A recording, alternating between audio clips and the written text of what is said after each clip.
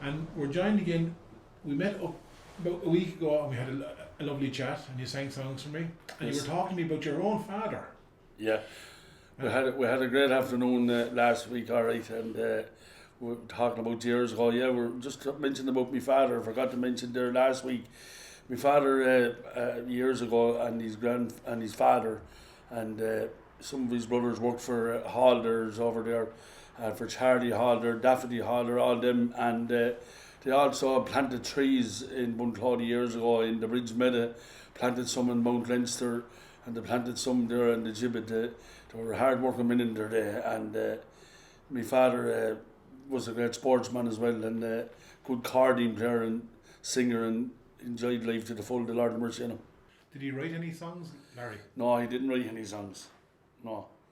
His father used to sing as well, Mickey Connors, and he learned a lot from his father as well, you know. Where was his father from? His father was born, bred and reared here in St Mary's Villas up here, and lived in Bunclody all his lifetime. And you were telling me earlier on that your father planted trees all around the town here. Yeah, he planted trees all around the Bridge Meadow there, up the Gibbet there, and Mount Leinster, and he worked for Daffodil Halder and now Charlie Halder and all those over the years, and his brothers and my granddad. And they used to snare foxes. They were all great huntsmen back there then, and the lions and all them lads, you know. So they were great men back years ago to do all that work and all, you know. You were saying that he had a little bit of an accident when he was slinging. Yeah, a good one happened years ago. I haven't heard my mother saying it, and he haven't said the story himself. He was working in the wood one time, and there was a good few lads with him, and that time the horses that bring the timber, you wrap the chain around the trees when they fall, and they'd pull them to the road, and then there'd be a lad going with the horse every time, bringing them down to the wood and dropping them off. That was the easiest way of getting the trees out, you know, out to the road.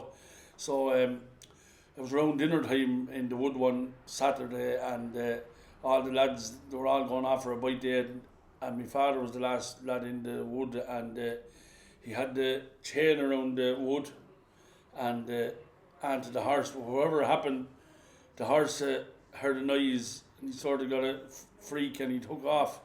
And when he took off, the hook that was on the chain wrapped around my father's leg, and I went in through the ankle and come out the other side, and I pulled him around the whole wood from the top to the bottom of the wood before he stopped, and it left a big scar on his leg, and he was in agony for a long time to heal up, but he was a tough man, you know.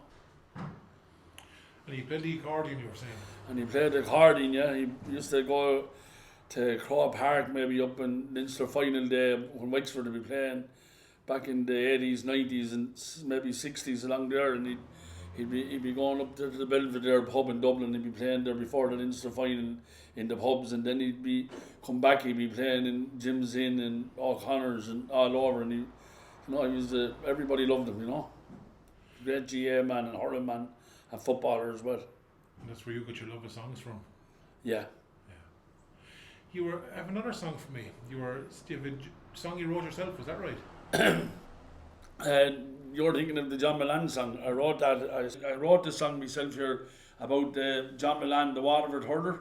I know John over the years, a good friend of mine, and John won numerous titles with his club, Dennis Sal down in Waterford, and he also 5 All-Stars and Rockless hurling medals and Railway Cup medals, and one brilliant hurler, wing forward. John is a gentleman, and I'd like to sing the song. I wrote the song myself. It's called The Great John Milan, and it was unfortunate not to win an All-Ireland John when he was playing with the likes of Ken McGrath and Tony Brown, Paul Flynn and Owen Kelly and all them lads, and Pendergast, all them lads, and bad referee decisions at the time done Waterford of All-Irelands. I thought myself, I kicked the television when they didn't get the free that they needed to get an All-Ireland, and I thought they were unlucky, but they gave us great entertainment over the years. So I'd like to dedicate this song to John Milan and all the people of Waterford, good friends of mine,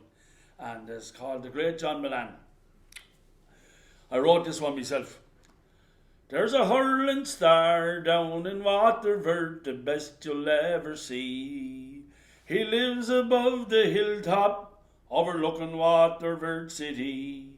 He's one of the greatest hurlers, he is a gentleman, and he goes by the name of the great John Milan.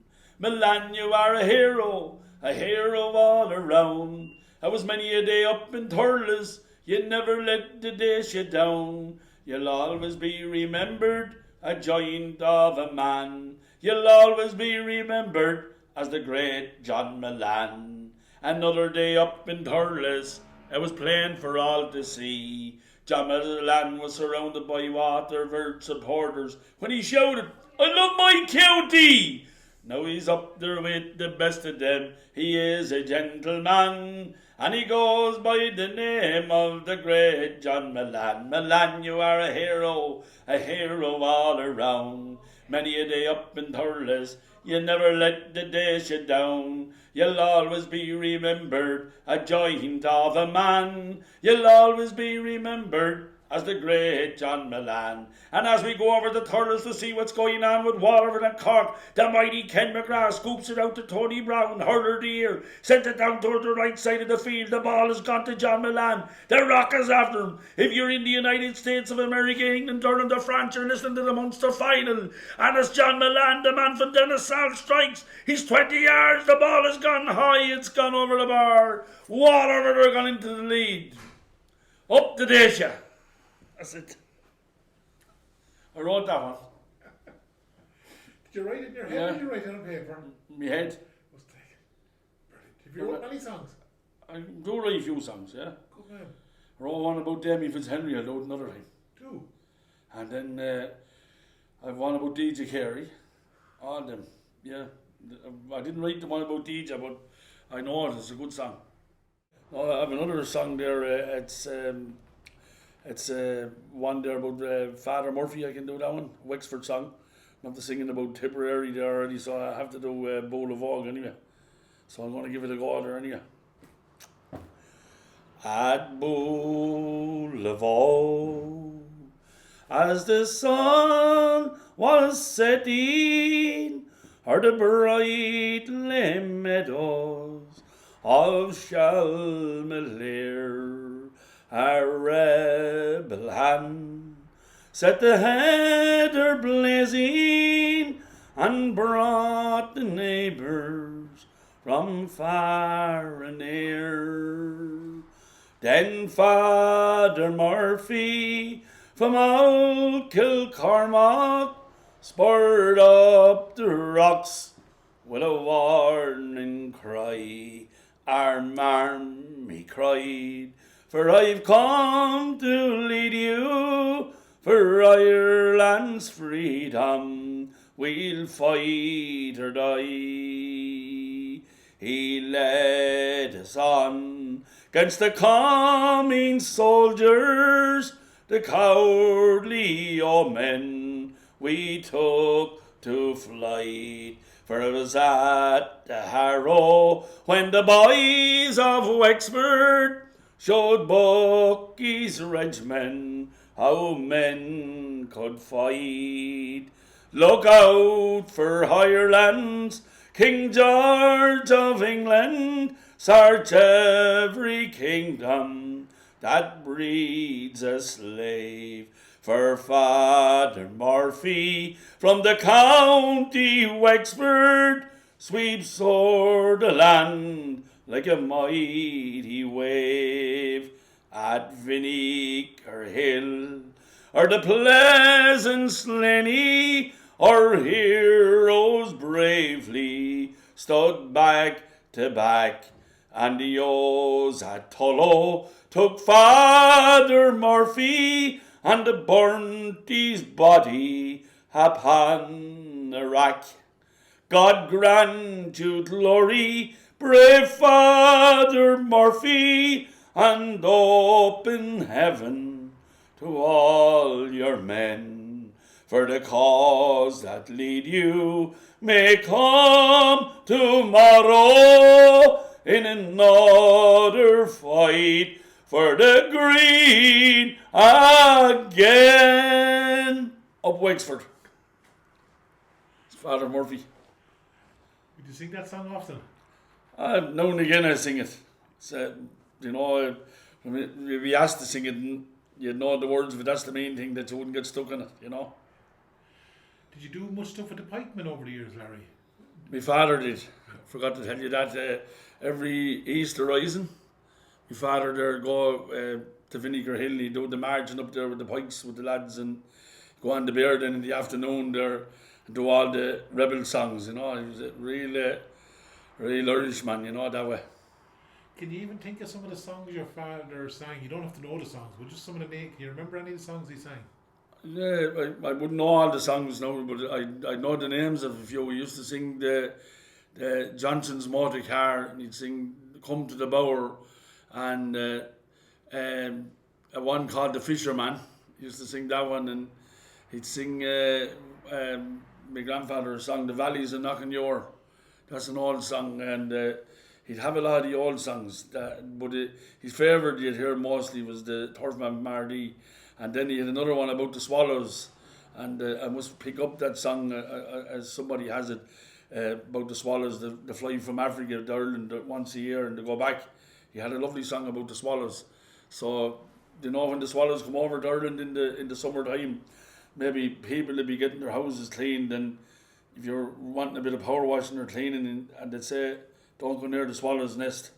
My father always recommend have nothing to do with them, because they're having their young, and if you went near their nest, you don't have any look after it. So people just always think of that, don't have anything to do with the swallow's nest. Wait till they're finished with their young and you can knock it down or whatever, because it takes a long time to build that. They fly in their little beaks and they build that nest, and for somebody to knock it down, I always believe what my father says. It's an old saying. Any of the old people that tell you that, I had that myself as well, Larry. Yeah. I'm blown away by the fact that your father had a song about the swallows. I'd love to hear that at some stage. Whenever I can find it or find the details of it, I'll record it there sometime myself. But you haven't told me stories about the swallows, and even the old people today, they wouldn't let you do anything. If a cow was in a shed, maybe where there's calves and there was swallows in there, they wouldn't interfere, because the little young ones, they'd be flying in and out like jets, with the feeding and building and all. And I love when they come, because it brings a bit of, that there's a welcome in your home when you see them around the place, or there's love there, because they're coming there. You're not tormenting them and you're letting them in and out, where there's other people that don't want them at all. They just, I'm the same as you. It's a sign that the summer is coming. Yeah. And wildlife is funny about all animals. Some animals think more they're young than some humans today think if they're young, because they care about them and they feed them and look after them. So today in the world, young lads is allowed to roam at night and be out and get involved with drugs and this and that. Like, if you have good parents over them and they know what they're doing, you're not too bad. They're coming in at night at the right time and they're going out, where they are. But this day and age, the world is upside down, yourself. You're very proud of your own mother and father. Oh yeah, I'm very proud of my own mother and father. 16 of us, and 2 dead of 8 brothers and 8 sisters, and thanks be to God, never in trouble in her life, never in trouble with the law or anything like that. Or like my mother and father brought us up to our best of ability, and I must say that very religious as well. My mother's after been to the Lord's maybe 16 times, Medjugorje, and she's 84 now, and she's in mass every morning, and she goes evening mass and whatever's going on in the church, and she don't miss it the weekends, and she says the rosary every day of her life, and she brought us all up saying the rosary. We often get around years ago and we say the rosary with us, and we're very close family with religion. My mother is very good at religion, And would she do the rosary every evening? Or? Yeah, she do the rosary every evening, and she do the Stations of the Cross, and she's after being to the River Jordan out in... she got baptised again out there in Jerusalem. I think that's where that is. And she was in Medjugorje. She was in the garden of Gethsemane where our Lord was betrayed. And she was all over the globe. And my father was saying if he'd had all the money that she went on holidays, he'd have been a wealthy man at the time. She spent it all going on flights. There's no pockets in the shroud. No. But she's 84 and she's still going strong today, and still cooking and Sundays there for all the grandchildren and all. and you can't get her to stop. She just loves doing it, you know. And she'd sing still herself. She would sing, yeah. She's a bit deaf now at the moment. You'd have to show her to get her to get through to her, but she's getting around there still. Fair play to her. And did you get any songs from your mammy at all? No, I've never. Mammy wouldn't really sing that much. You'd hear her now and again. Maybe someone asked her to sing, but my mother has lots of old songs. You probably recorded her before. She has some donkey songs that you'd love to hear. She sang the one about the hotel up in Tuller. It was a wedding or something. Yeah. It was. She also sang for me the one that Hey Johnny Bardens. Johnny Bardens, yeah. Johnny Bardens. Yeah, they're all old songs, yeah. Herself and Andy Connors there from Enniscorthy, they'd know all them old songs, you know. They're great with the old songs. Your mother came from down the Hook way, was it originally? Where did she come from? I have a recollection of her telling me that before. I think my mother came down somewhere down around there, alright. I heard only the two told me that now. I never really asked her. But she got married in a place called Cola Fancy out there in one side of Tinnahealy in Auckram years ago, and my uncle Mick and the wife there got married out in Tinnahealy at the time as well. Did you know? That's where my people came from as well, Cola Fancy. Yeah, Cola Fancy. It's a little church up there and a hill there, you know, one side of Gorey and Tinnahealy. It's in sort of caught in the middle, you know. Yeah, I was at a funeral there only about a year and a half ago, 2 years ago, just before COVID. Yeah. Buried there, yeah. Lovely church. Yeah, it's a lovely place. Yeah. Down there. Yeah. Do you have another song for me? Yeah, I'm going to do this one. It's Wexford's Hearts of Gold, the Purple and Gold, and this is a good song from '96 again, and we hopefully the Wexford will step up the ladder this year, 2003, and give us a good year out this year. And last year they put up the Clare. I thought they were robbed again, Clare, and the referee bad decisions, and hopefully they're a young team and they can come on again. So I'm going to do Wexford's Hearts of Gold. A father and son, they stood hand in hand as they watched Wexford play from the back of the stand. And the words that he said, "You'll be here when I'm old. It is a beauty to behold when you see the purple and gold." The purple and gold is a dream I still hold, from the men of today to the heroes of old. The purple and gold is my heart and my soul. It is a beauty to behold when you see the purple and gold. I can still see them now on the All-Ireland Day. Their record stood proud, by God could they play, and the Quigley stood tall, every man brave and bold. It was a beauty to behold when you wear the purple and gold. The purple and gold is a dream I still hold. It is a beauty to behold when you see the purple and gold of Wexford. That's a lovely song, a lovely singing there. Yeah, a lovely song that is. And '96, that was a great year for Wexford there. We brought the cups there around the schools there, Damien Fitzhenry there, to the primary schools, to all the young lads, and they're all grown up now. It's a long time ago. The medals is antique now, but hopefully they'll have them polished up for next year. They'll come. The breakthrough will come sometime. When did you get involved in hurling yourself? It's a long time. My father, I remember as a chap, 6 or 7, Daddy used to be training out in the Bridge Meadow out there, and he used to train out in Hendricks Field, out in Ballinascraw, and then down in Packhaven's Field. And I used to go there, and behind the goal I'd be following the balls and hitting them back out to him and running, hitting them in all day and out, and once I picked it all up from there. At that time there was no dressing rooms. They used to talk out in the car and the side of the road, you know. That's where I picked it all up. But a brilliant game. Hurling is the fastest game on the earth, and There's no better game. And can I ask you, Lara, when were you born again? What year? I was born in 1967.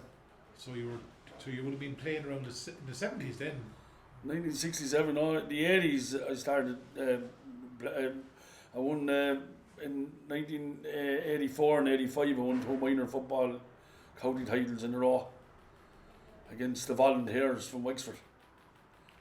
But as a chap, you were only in the 70s. You were learning how to hurl. I played in Record League and under 12. Father Jim Byrne and Father Ryan, they all brought us up at the time playing that, and they were great men with the Record League. Father Byrne and Father Ryan. We won numerous titles back then in Bunclody. They had great footballers, and the Swords and the Kyo's and Comans and all them, and Kellys and the Connors as well. But as we roll on then in the years, then they done well in 1985. They won the senior football county title, and we won the minor football title the same year. My uncle Mickey was in the goal that year, and they had a brilliant team back then. Bunclody had then in the 80s. Sir. Can you even remember back even just the old hurls you had years ago, the shape of them? They're completely different than what we have now. Yeah, they're different now. You see, they can't get the ash like they did years ago. The ash has gone scarce. But I used to get my hurls off a Randall. Because this when my father used to love to hurl the grain. You get the lovely grain goes around them. Randall used to homemade them. It was like homemade bread. And when you get a Randall hurl, you wouldn't have to put it into the cow shite or to make it soft or that. You drive a ball from here to the other side of the field with the Randall. But the new yellow hurling ball at the moment, if you the Randall goalies hurl, you nearly put over the bar from one side. They're like golf sticks. And any lads that used all the Randall, I'll tell you the same story. I think Martin Story and Tom Dempsey all used Randall. All the Wexford lads in '96, I think they had a few Randalls on the team that day. They're great hurl they were. And where was Randall from? Killorn. All Mr. Randall. My father used to buy the hurls off of him and off of his son as well when he died. But when I was playing in goal, I used to get me hurls ordered down there as well. But I had a few goalmen that I knew playing that time. It always helped me out with a few hurls when I was playing well at the time. I get a few off of Ted Morsey, Archie Scallion to give me a couple, and I get a few off of Jim Morsey. They were all good, and Damien Fitzhenry give me 1 or 2 as well. They were all decent fellas that way. I'd ask them for a hurl, and maybe you'd be playing a big match, a county final, or that, and say, "My own old hurl is fucked. Can you any chance of a hurl? There'd be no problem." They never refuse me. But I have still a few hurls that I got for them boys over the years. And you were saying there, you see, to soften the hurl, you put it in the cow.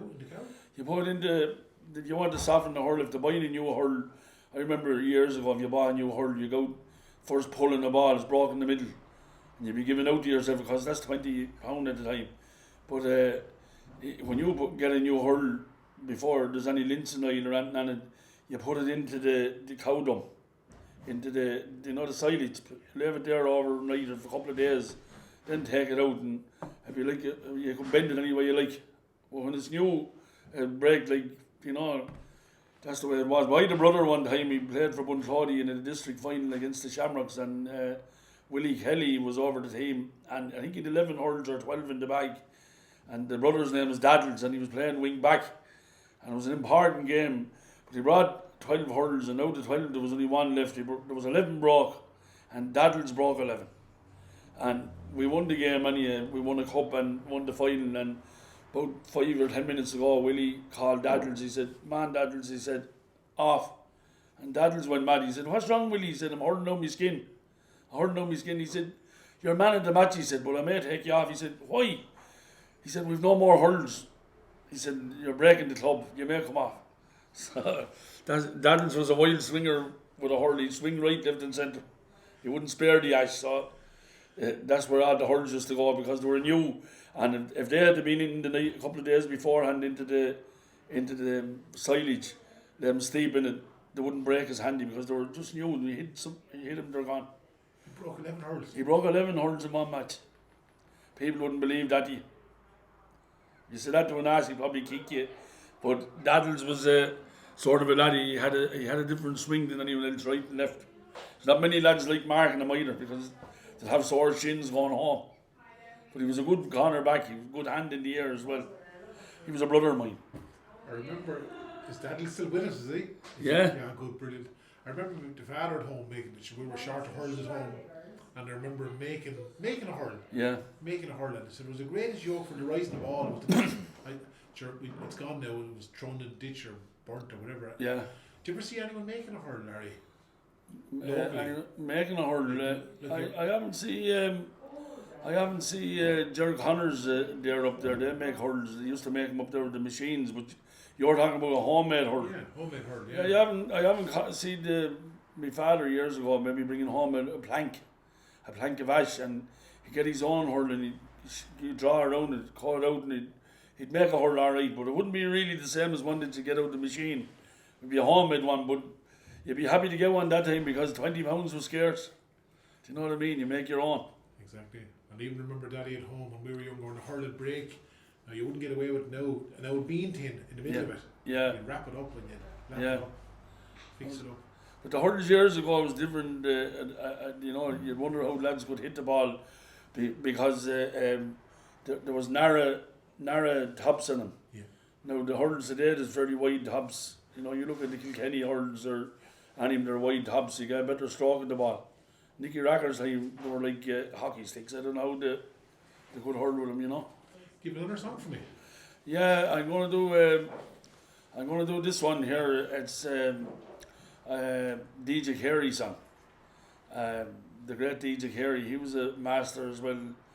They nicknaming him the 9 steps. He took 9 steps in an Ulster final against Wexford and got away with it. And we had the game in the bag, and they won't be behind. But if it had been VAR at the time, it would have been a free out. But they got away with it anyway. But I have a good lot of friends in Kilkenny, so I'm going to sing this one. It's called DJ.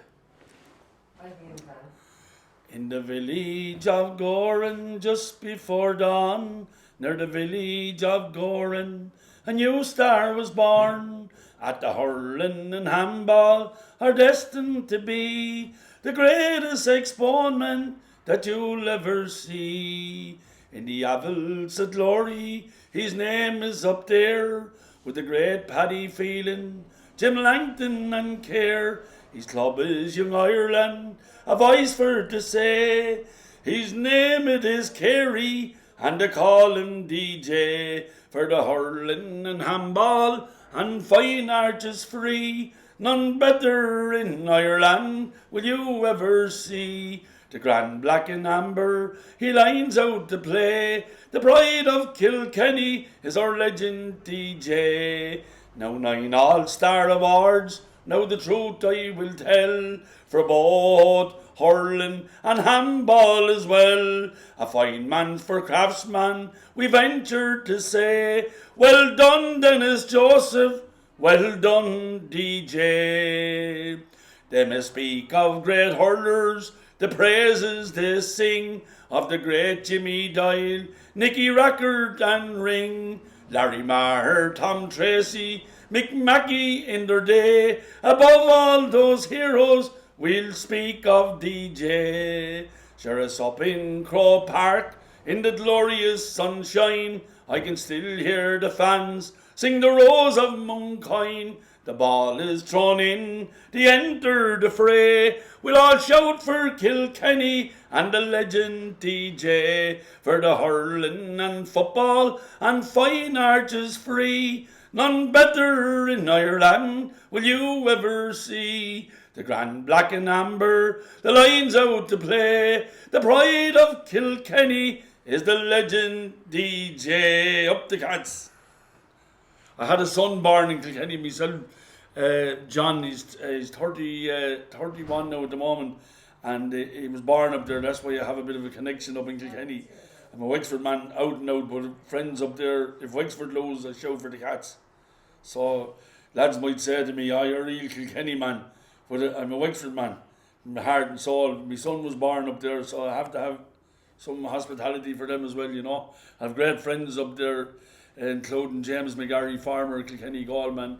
I know him over the years, and Martin Comerford, Andy Comerford, and young Mikey Butler, who got the All-Star this year, and Hurler of the Year, young Hurler of the Year, and I remember being up there years ago, and Mikey was only a young lad, 14 at the time. He was playing beside O'Loughlin Gale's pitch, and my young lad was playing with him. And I was just looking, I said to Joey Maloney up there, a good friend of mine, a Wexford man, who was Lord Mayor of Kilkenny there for a few years and councillor. And I said to Joy, there's a star for the future, young Mikey Butler.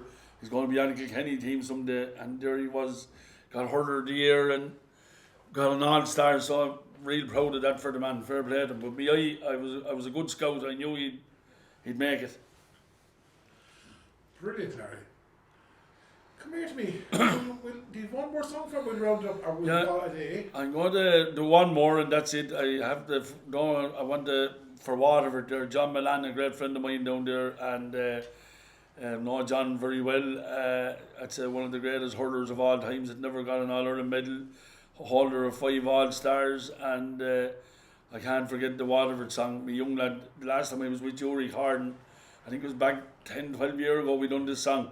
So I think Owen Kelly Tipperary is over him this year, and they'll take beating because Ballygunner is going well. So, Wexford and Waterford would like to see him going well. So hopefully one of them will do the business this year. So it's nice to see a change. So here we go. Oh, hurling fever's here again, I can see it in the air. We've all gone hurling crazy, we see it everywhere. We won the Munster final, in history we'll go down. We beat the mighty men of Cork above in Thurles town. Waterford, you're looking good, you're on the road again. You're heading to Crow Park, me boys will cheer McCarthy's men. Supporters of the Dacia, they're marching through the fray, with their hats and dolls and colours on this famous hurling day. We've Ken McGrath, we've Tony Brown, we've Owen Kelly too. We've the great Paul Flynn, young Michael Welch, we'll mention quite a few. We'll sing our hearts down in the stand and down on Hill 16. For John Milan and Big Dan the man, they were the best you've ever seen. Waterford, you're looking good, you're on the road again. You're heading to Crow Park, me boys, to cheer McCarthy's men.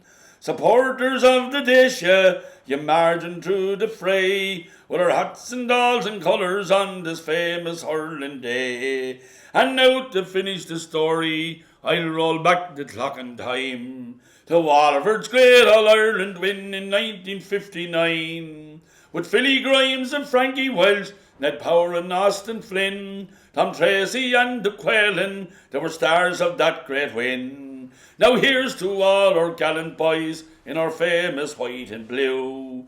People down here in Waterford, Big Dan and John Milan, we're very proud of you. You brought honour to the county, you brought glory to the fame. We wish Owen Kelly and all the Waterford team the best of luck as they face another game. And we are in the United States of America, England, Ireland, and France. You're listening to the Munster final. And it's the mighty Ken McGrath scoops it out to Tony Brown, Hurler of the Year. The ball has gone down towards the right side of the field. John Milan has it. The Rock is after him. Milan comes away with the ball. He's 21 yards out. He shoots. It's gone high. It's gone over the bar. And Waterford are gone into the lead. Up the Dacia. Oh, sure. That's a very good song. I like that song. I can see you do.